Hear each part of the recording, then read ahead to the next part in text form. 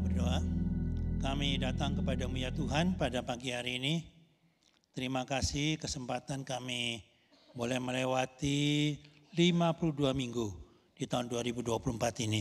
Dan sebentar kami akan meninggalkan tahun 2024 ini memasuki tahun 2025. Ya Tuhan, terima kasih atas kasih setiamu yang memimpin dalam kehidupan kami sepanjang tahun 2024 ini. Dan kami akan meninggalkan tahun ini dengan penuh pengharapan kepada Engkau sebagai Tuhan yang tidak pernah meninggalkan kami. Terima kasih ya Tuhan, berbicara kepada kami siap mendengar kebenaran firman-Mu. Demi Kristus Yesus Tuhan kami naikkan doa ini. Amin. Silakan duduk saudara sekalian. Shalom. Ya, puji Tuhan ya. Kita sudah melewatin, akan segera mengakhiri tahun 2024. Hari ini saya akan membagikan satu bagian firman Tuhan yang terambil dari Perjanjian Lama, kitab Yesaya pasal yang ke-40 ayat yang ke-31. Satu ayat saja.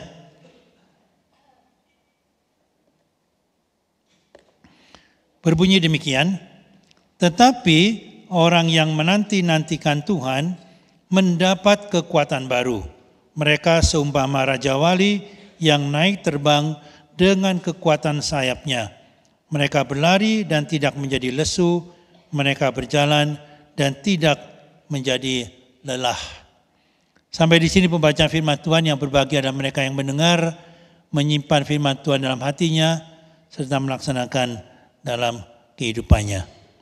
Saudara, seorang hamba Tuhan yang bernama John Claypool, dia sudah meninggal ya 10 tahun lebih yang lalu. Dia adalah seorang pendeta baptis yang dikenal karena khotbahnya itu seringkali menggambarkan khususnya khotbah-khotbah tentang bagaimana kita sebagai anak Tuhan menghadapi penderitaan dan kesulitan dalam kehidupan kita, tetap teguh ya berpegang kepada Dia. Kenapa dia sering mengkhotbahkan tema-tema demikian? Karena dia sendiri mengalami banyak sekali penderitaan dalam kehidupan dia. Dia bergumul dengan kankernya selama 10 tahun lebih sebelum dia kemudian akhirnya meninggalkan dunia. Dan dalam masa-masa itu dia punya seorang anak gadis, ya, usia 10 tahun lebih sedikit yang juga kena leukemia. Ya, dia sendiri sedang bergumul dalam kansernya, tapi dia tetap berjuang, tetap melayani Tuhan. Anak gadisnya kena leukemia, ya, kanker darah. Jadi dia bergumul bukan main menghadapi masalah itu.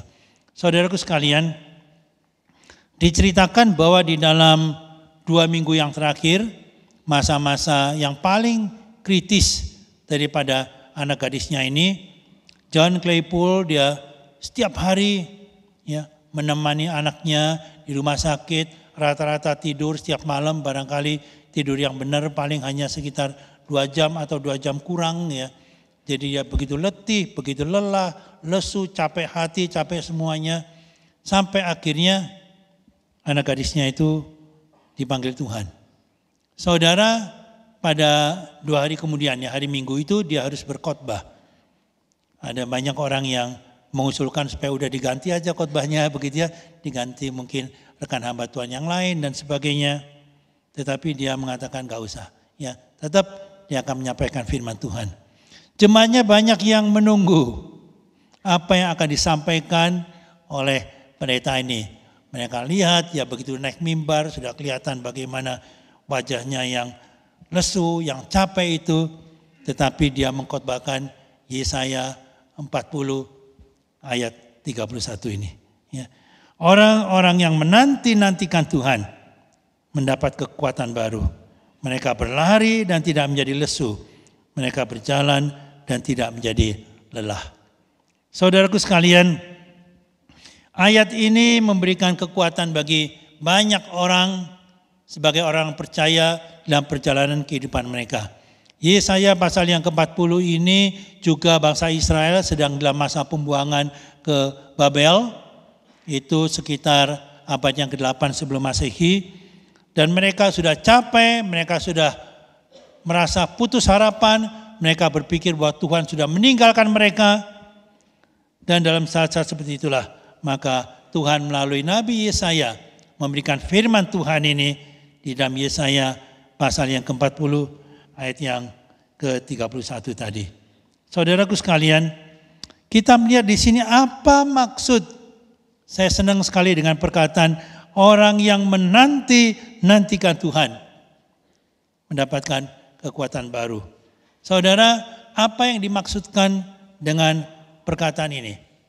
Bahasa Indonesia terjemahannya bagus sekali menurut saya. Ya, lebih bagus daripada terjemahan bahasa Inggris, lebih bagus daripada terjemahan bahasa Mandarin. Ya, itu satu kata dalam bahasa Ibrani kafah, menggambarkan bukan hanya menanti biasa, ya, tetapi satu penantian dengan satu pengharapan, satu penantian, ya bahasa Indonesia menerjemahkan menanti-nantikan.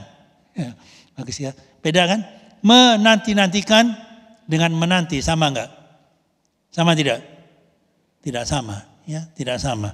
Saudara, dan kata ini kita boleh paralelkan dengan Matius pasal yang ke-24 ketika Tuhan Yesus berbicara mengenai akhir zaman, yaitu lalu ayat yang ke-27 dan seterusnya itu Anda perhatikan nanti ada beberapa kali kata yang diulang-ulang, yaitu apa?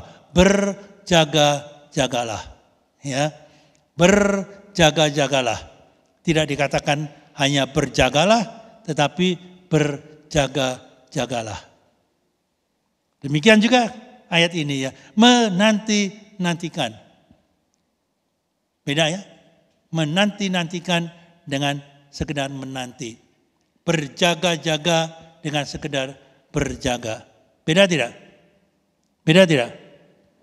Beda ya, beda saudara. Saudaraku sekalian, ada beberapa hal yang saya coba akan uraikan. Kata menanti-nantikan di sini itu punya makna yang bagaimana.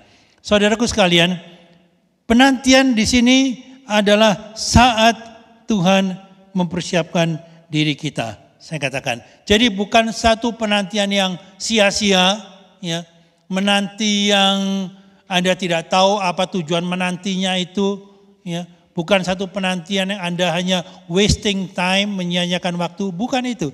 Tetapi seringkali kalau kita menanti-nantikan Tuhan, maka Tuhan akan pakai waktu itu adalah masa untuk membentuk kita, masa untuk kalau saya katakan kita di dalam iman pergumulan kita bisa naik ke next level, ya, menjadi orang yang naik levelnya lebih tinggi di dalam perjalanan iman kita. Saudara, kalau Anda, saya kasih satu contoh aja. Ya, banyak tokoh-tokoh dalam Alkitab yang menanti-nantikan Tuhan dan Tuhan dalam masa penantian itu berkarya mengubah mereka menjadi orang yang lebih matang, menjadi orang yang lebih dipakai oleh Tuhan. Salah satunya yaitu Musa. Ingat ya, Musa itu memimpin bangsa Israel, dia berputar-putar, ya, mengembara 40 tahun di padang gurun. Menanti-nantikan kalau boleh dikatakan wujud daripada janji Tuhan untuk membawa bangsa Israel ke tanah perjanjian. Nah, saya tanya kepada saudara, apakah masa 40 tahun yang panjang penantian Musa itu adalah masa yang sia-sia? Apakah dia itu ya wasting time? 40 tahun di padang gurun begitu aja lewat?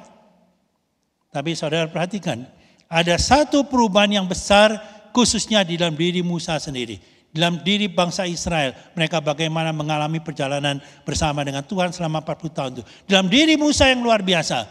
Musa, saudara tahu Musa itu adalah orang yang dibesarkan ya di sini Firaun. Lalu dia kemudian menjadi orang yang rupanya jago perang juga, dilatih di sana. Dan dia melihat ada bangsanya, orang Israel ya yang dianiaya oleh orang Mesir. Musa marah sekali kan. Ya, Keluaran pasal yang kedua, pasal yang ketiga Anda baca di situ. Musa marah sekali dan dia apa? Secara spontanitas dia bunuh orang Mesir itu. Ya kan? Jadi Musa ini adalah orang yang begitu meledak-ledak tadinya. Orang yang begitu impulsif, ya. Orang yang barangkali dia tidak bisa menahan dirinya, amarahnya dan sebagainya. Apakah orang yang begini ini bisa dipakai Tuhan untuk memimpin bangsa Israel mengembara di padang gurun ke tanah perjanjian? Enggak bisa, ya kan? Dan dia harus tuh menggunakan waktu nanti itu, dan Tuhan membentuk dia sehingga di Bilangan pasal yang ke-12 ayat yang ketiga dikatakan apa? Musa adalah orang yang paling lembut di muka bumi ini. Luar biasa ya. Musa yang tadinya begitu berangasan, Musa yang tadinya begitu impulsif orangnya, tapi melalui masa penantian 40 tahun itu dia mengembara, di situ dia ubahkan menjadi pemimpin yang matang sekarang, jadi pemimpin yang sungguh-sungguh tahu bagaimana mengandalkan Tuhan, dan dia dibentuk kepribadian dikatakan sebagai orang yang paling lembut di muka bumi ini. Ya, luar biasa. Saudara, dalam Alkitab banyak bercerita tentang orang yang demikian. Abraham, ya, bagaimana dia karena tidak sabar dalam menantikan janji Tuhan, akhirnya mengambil Hagar, ya kan ya, dan kita tahu apa yang terjadi, keturunan Ishak dan Ismail sampai sekarang itu permusuhan masih belum selesai. Ya. Kita melihat kebalikannya orang yang menantikan Tuhan, Rut, ya, bagaimana dia ditinggal oleh suaminya, tetapi Tuhan akhirnya mempersiapkan Boas yang terbaik bagi Rut. Ya. Saudaraku sekalian, yang pertama kita lihat di sini, yaitu masa penantian ini adalah saat bagaimana Tuhan justru mempersiapkan diri kita untuk naik kelas, ya, untuk masuk ke level yang berikutnya. Saudaraku sekalian, yang kedua, masa penantian ini adalah masa apa? Ya. Dikatakan di sini bahwa mereka yang menanti-nantikan Tuhan akan mendapat kekuatan baru. Saudara, kata ini ya dalam bahasa Inggris renew, diperbaharuin. Tetapi satu kata yang maknanya itu sebetulnya yaitu terjadi satu pertukaran atau exchange. Jadi ayat ini mengatakan bahwa mereka yang menanti-nantikan Tuhan itu akan diubahkan, ada pertukaran, maksudnya mereka yang sudah lesu itu ya akan diberikan kekuatan dan kesegaran dari Tuhan. Mereka yang sudah lemah itu akan mendapatkan kekuatan baru. Kekuatan baru dari siapa? Kekuatan baru dari Tuhan sendiri yang memberikan kekuatan kepada mereka. Jadi terjadi pertukaran, terjadi exchange di sini. Ini yang dimaksud dengan renew, ya.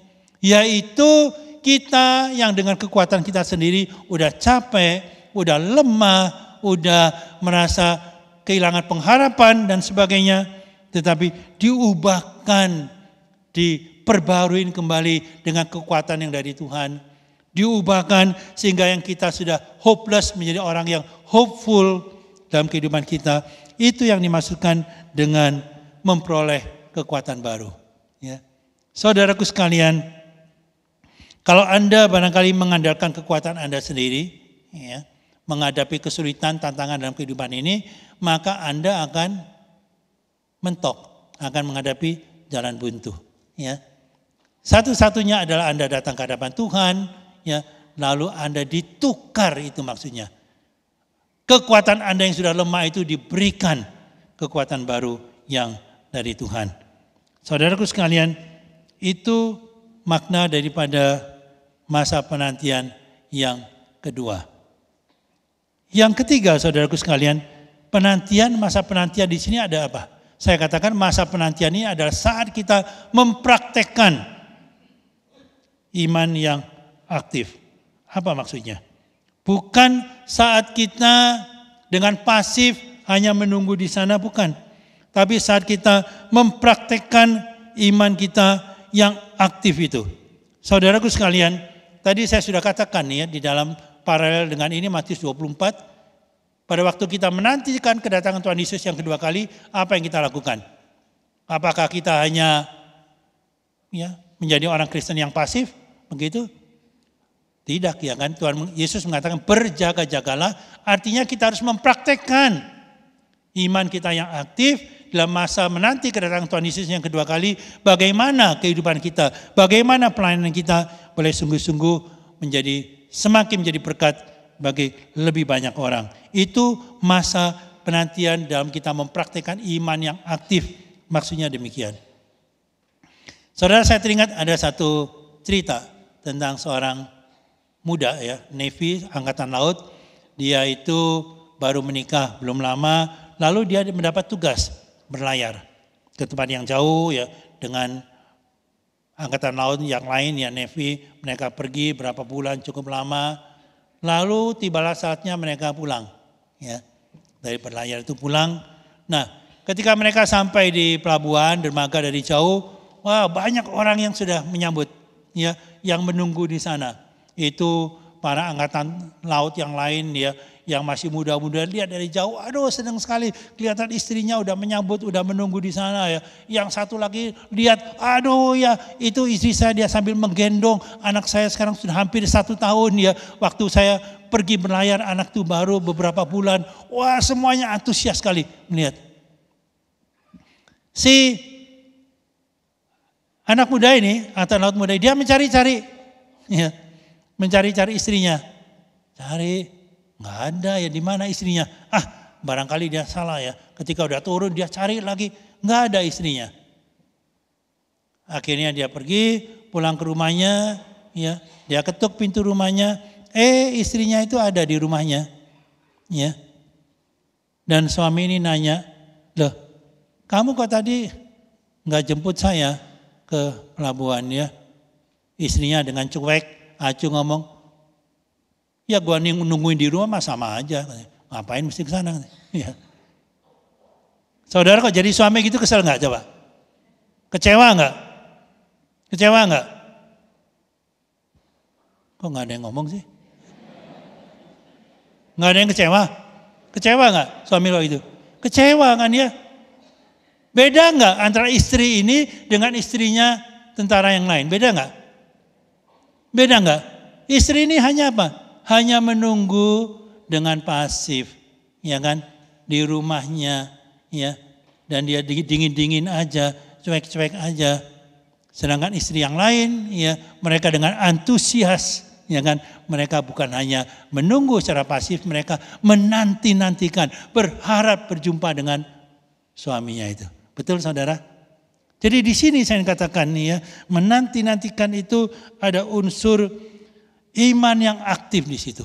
Ada unsur antusias di situ. Dan bagi orang-orang yang demikian inilah, maka yang berikutnya firman Tuhan katakan bagaimana? Mereka akan seumpama menjadi seperti Raja Wali yang naik terbang dengan kekuatan sayapnya. Mereka berjalan, berlari dan tidak menjadi lesu, berjalan dan tidak menjadi lelah. Saudaraku sekalian, orang yang menanti-nantikan Tuhan, ya, dengan sikap iman yang benar, dengan mengizinkan bagaimana Tuhan membentuk mereka menjadi masuk ke next level. Orang yang demikian itulah firman Tuhan katakan, mereka seumpama burung Raja Wali yang terbang tinggi. Berlari tidak menjadi lesu dan berjalan tidak menjadi lelah. Saudaraku sekalian, gambaran yang dipakai di sini adalah burung Raja Wali. Ya, saya berpikir, kenapa burung Raja Wali? Kenapa kok tidak misalnya burung yang besar yang indah apa? Cendrawasih, ya kan? Burung cendrawasih indah tidak? Bulunya cantik tidak? Tapi burung ini nggak bisa apa-apa. Ya, burung ini hanya dilihat cantik-cantikan doang, ya kan?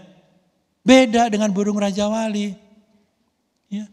Burung Raja Wali itu adalah burung yang luar biasa sekali, berani menghadapi tantangan. Ya. Burung Raja Wali itu kalau misalnya ada badai hujan dan sebagainya itu, dia burung yang lain barangkali sembunyi di sangkarnya, ya kan? Ngumpet di sana. Ya. Tetapi burung Raja Wali tidak. Ya. Burung Raja Wali burung yang terbang tinggi, luar biasa ya. Menghadapi tantangan dia akan menyongsong tantangan itu. Dia akan terbang tinggi, menyongsong tantangan yang ada di depan itu. Itu burung Raja Wali. Dan yang Yesus gambarkan, orang yang nantikan Tuhan akan terbang tinggi. Seperti burung Raja Wali. Luar biasa ya. Saudaraku sekalian, artinya apa? Kita sebagai orang percaya menghadapi bahaya, menghadapi tantangan kehidupan dan sebagainya itu, kita bukan orang yang lari, yang sembunyi, yang takut disangkar kita sendiri, tidak. Tapi kita terbang tinggi. Kita menyongsong tantangan itu, terbang tinggi, semakin mendekat kepada Tuhan. Dan dari situ kita mendapatkan kekuatan baru sehingga kita bisa menang atas kesulitan dan tantangan hidup itu. Amin saudara. Saudaraku sekalian, saya tidak tahu apa yang Anda sedang nantikan di tahun 2024 ini. Barangkali Anda sudah capek, ya, udah lelah, udah menanti janji Tuhan sekian lama, kok sepertinya belum terwujud juga. Anda sudah berharap, Anda sudah minta Tuhan, mungkin berdoa, berpuasa, tapi kok sepertinya Tuhan belum menjawab juga. Saudaraku sekalian, saya berharap kita bisa memasuki tahun 2025 ini, ya, dengan sungguh-sungguh menantikan Tuhan, dan tahun 2025 itu akan menjadi tahun di mana kita terbang seperti burung Raja Wali. Amin saudara, dengan kekuatan baru yang Tuhan berikan kepada kita. Saudara, saya akan menutup khotbah saya dengan satu kesaksian yang baru saya baca, menarik, dari seorang gadis, ya, seorang cewek namanya Senia, cewek ini, ya.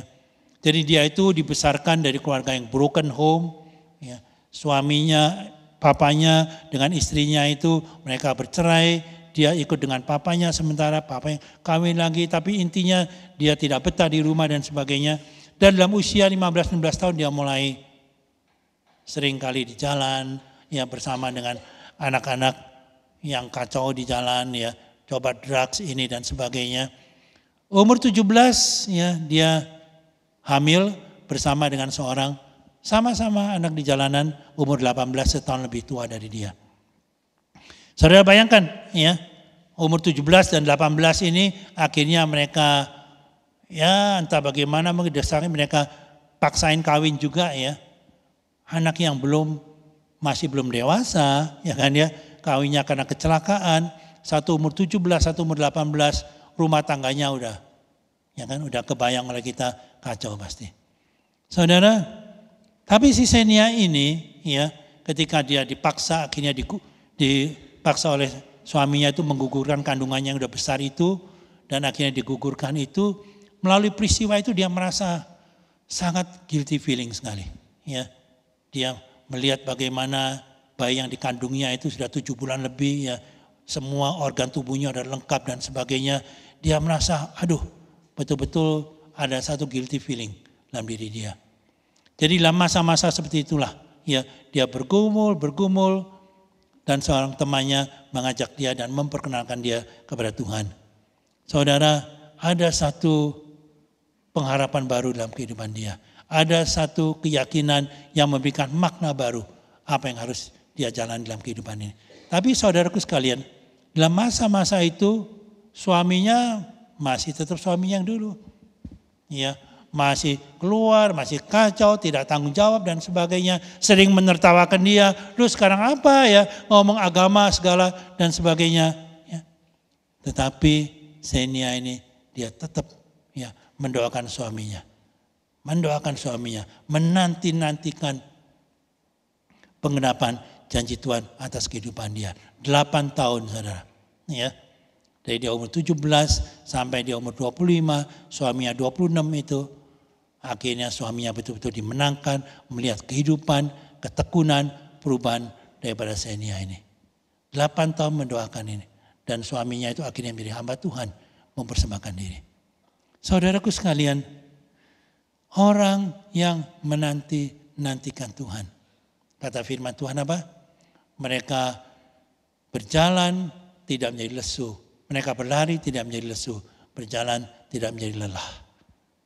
Apa yang saudara nantikan di tahun 2024 ini? Pakailah masa penantian itu sungguh-sungguh. berharap kepada Tuhan. Saya hasil mami saya menanti-nantikan janji Tuhan selama 9 tahun. Ya, tahun 1970 sampai 79. Sampai saya sungguh-sungguh akhirnya berserah, menyerahkan diri kepada Tuhan dan menjadi hamba Tuhan. Orang yang menanti-nantikan Tuhan. Kita bacakan ayat ini sama-sama. Mereka apa? Seumpama Raja Wali yang naik terbang dengan kekuatan sayapnya. Mereka berlari dan tidak menjadi lesu. Mereka berjalan dan tidak menjadi lelah. Amin. Mari kita tunduk kepala dan kita berdoa bersama-sama.